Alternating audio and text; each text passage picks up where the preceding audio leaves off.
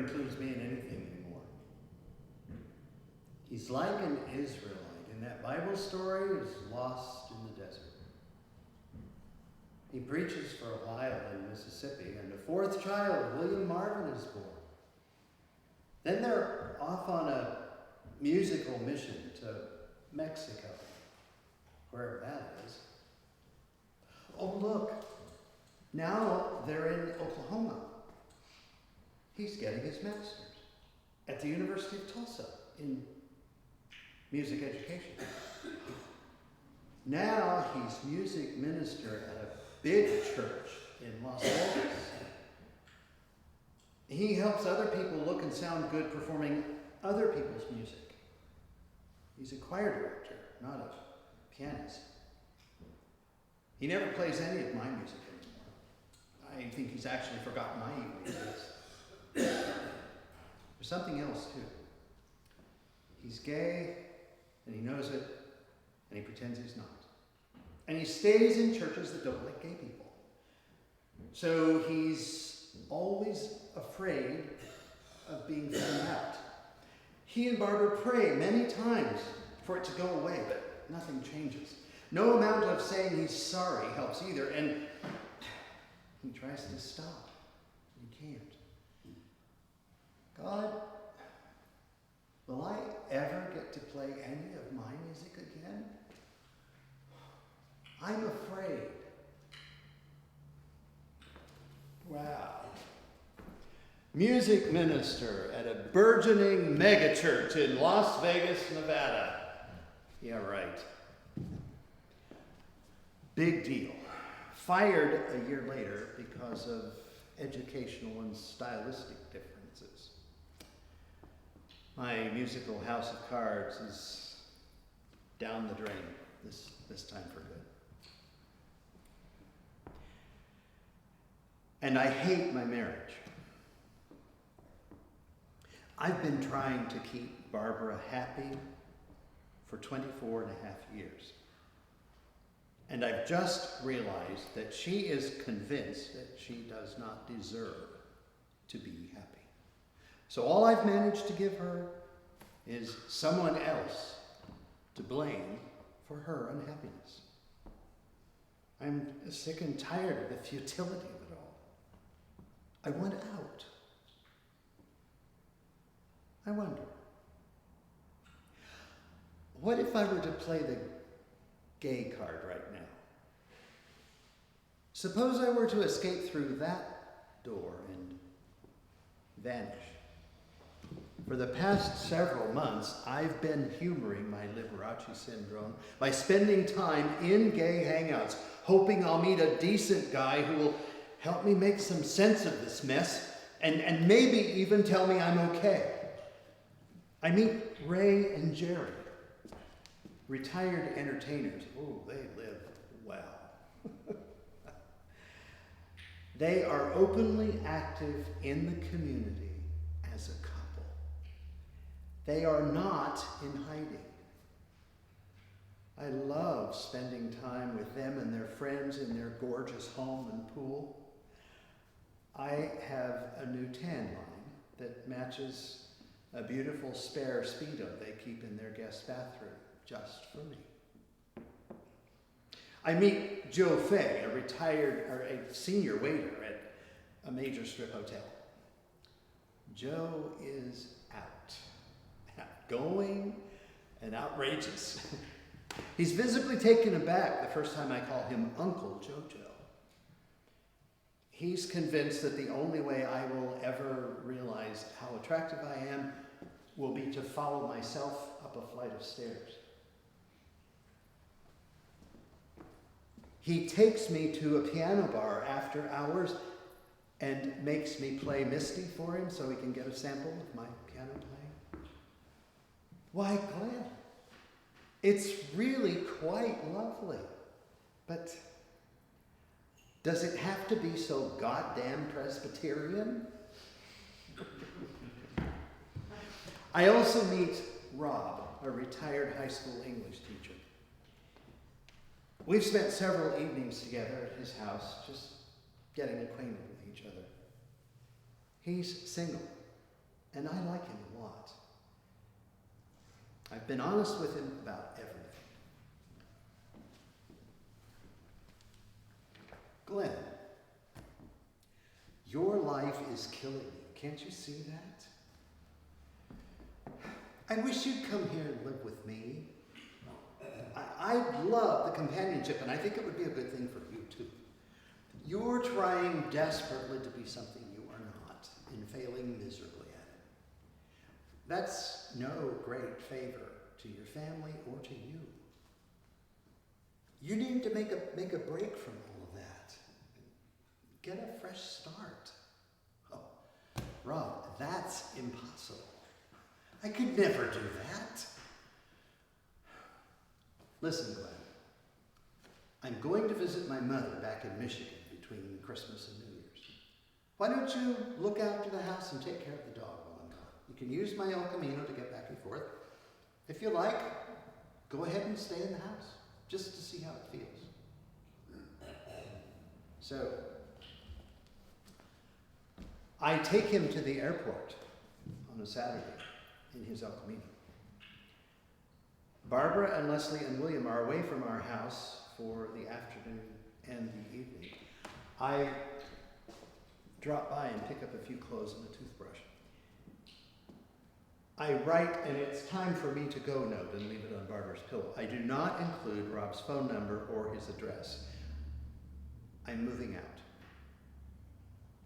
Disappearing. It's a long, strange weekend, alone in Rob's house with his dog.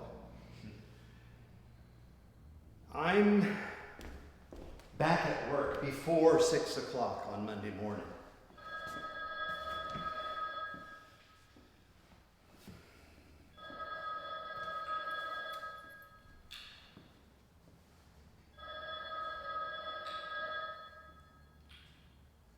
Valley Bank Purchasing. This is Glenn. How may I? Oh, Barbara. Hello. You have a new friend, don't you, Glenn? As a matter of fact, Barbara, I have several friends. That's not what I mean, and you know it. I don't mean friend. I mean friend, as in that guy back in Tulsa. You've moved in with another gay man, haven't you? Yes, Barbara, I have. I knew it. You faggot. You haven't changed a bit in all these years. You never will. You aren't even trying. By noon, all 4 of our children have heard from their mother. Your father's a faggot. He's moved out. We are finally rid of him. I got the name of a tough female divorce attorney from the girls at work.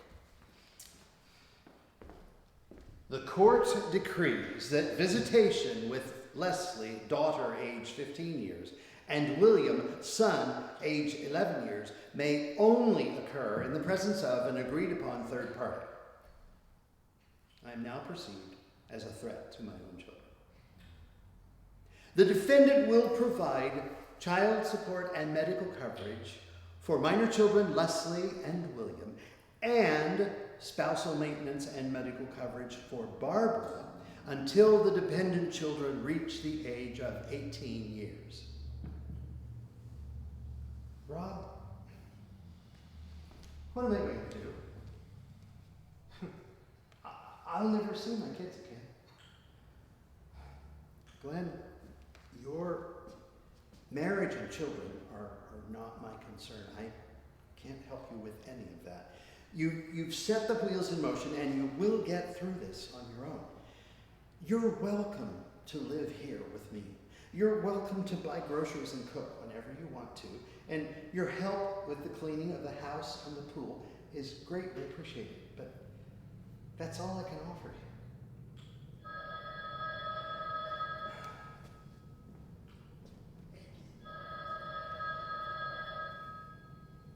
Glenn, this is Barbara.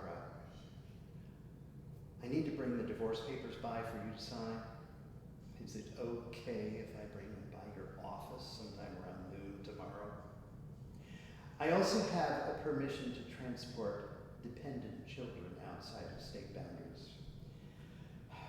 I'm leaving Sin City and going back to Manhattan Bible College, and Leslie and William are coming with me so they can have a decent life. You have to sign for that, too. Sure, Barbara. Whatever you need.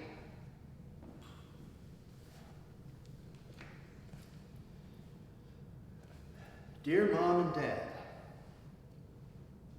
this is to let you know that I'm finally being honest with myself and everyone else about being gay.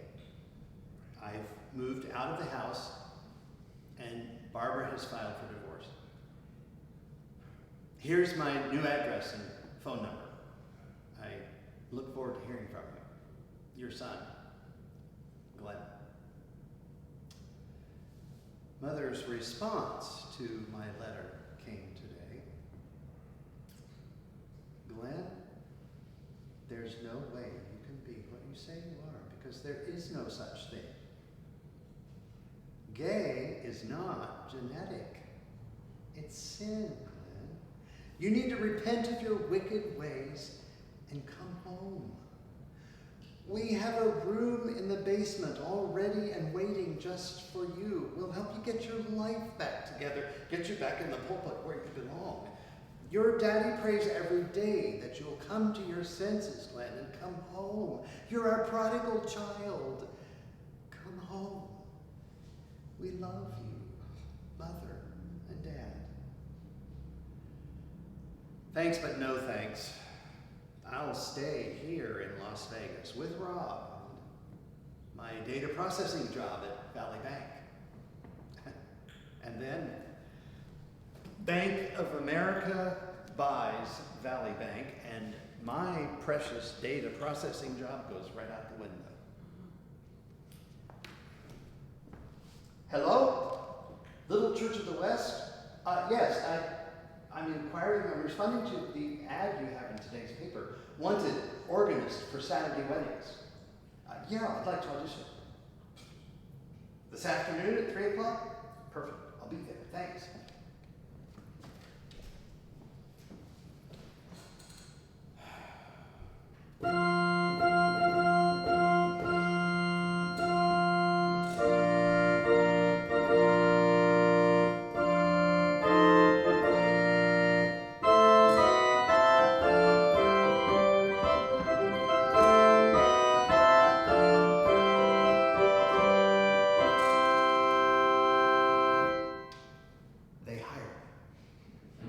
Every Saturday, all day. 10-minute weddings on an old Hammond organ. It's crazy, but it's under the table cash to help me get by until I find a real job. My unemployment drags on into the 4th month, and I'm hauled back into court for arrears in child support and spouse maintenance. I submit, Your Honor, that the defendant likely quit the bank job of his own volition in order to avoid paying child support and spousal maintenance to the plaintiff, my client. So now I'm a derelict dad.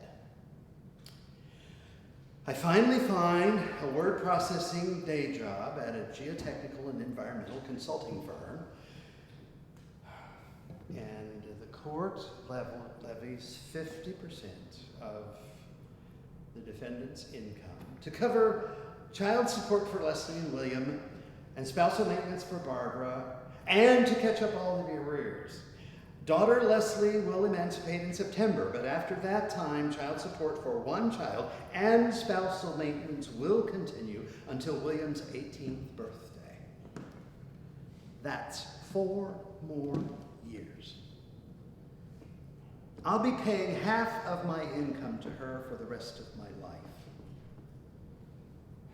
I'm being punished for finally being honest. No, that's not it at all. I'm being punished for being gay and for lying to everyone for all those years. They'll never forgive me. I can't live like this. I should never have let that gay guy out of the closet. God, I wish he were dead.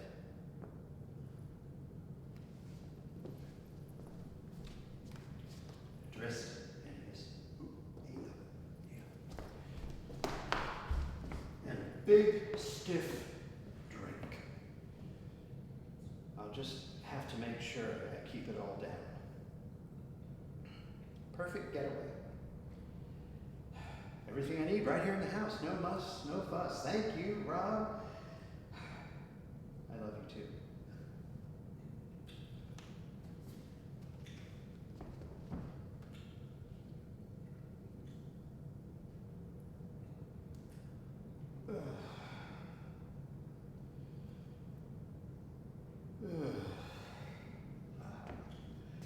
That's better. Oh, no more pain. I like this already.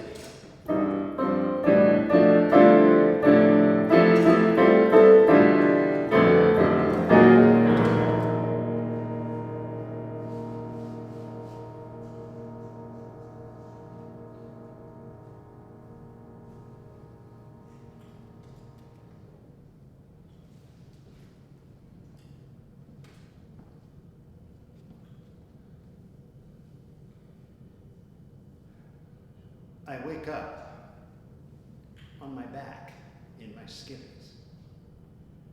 There are tubes down my nose and throat. They hurt. My hands and feet are strapped to the gurney. And the lights are excruciatingly bright.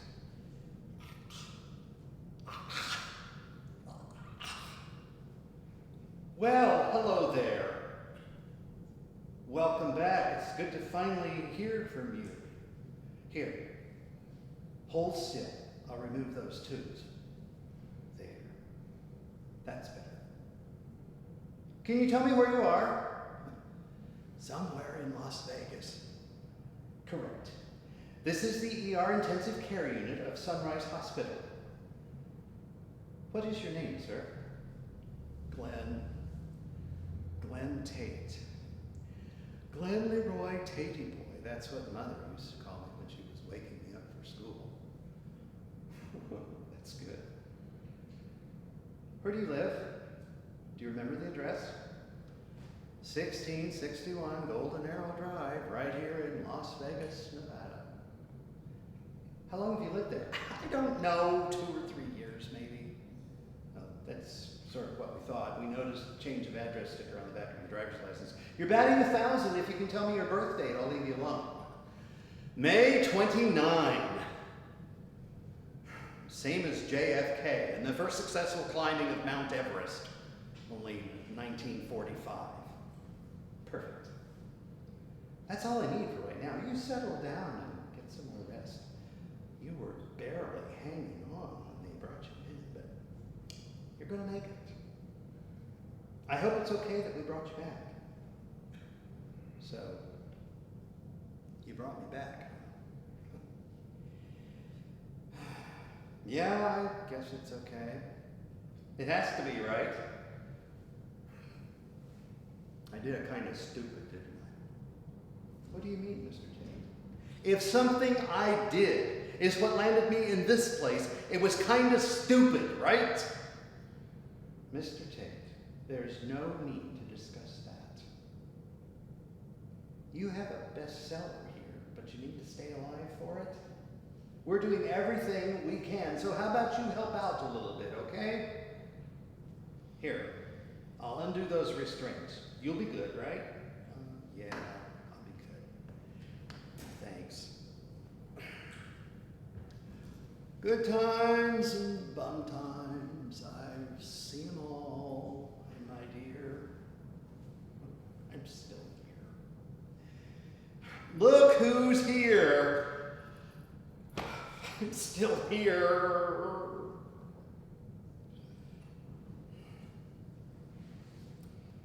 Rob brings me home from the hospital in about a week. The dog is happy to see me. Glenn, you have a week to get the hell out of my house. My last partner of nearly 25 years put a loaded gun to his head in the bedroom and pulled the trigger about 3 years before I met you. When I found you last night, I thought, oh, here we go again. It's happened again. I almost went back to the bar and stayed long enough that you'd be dead by the time I called anyone, but I couldn't do that. What if the EMTs held me responsible? You should be glad that you can get your sorry ass out of my house on your own steam. No one will ever do this to me again.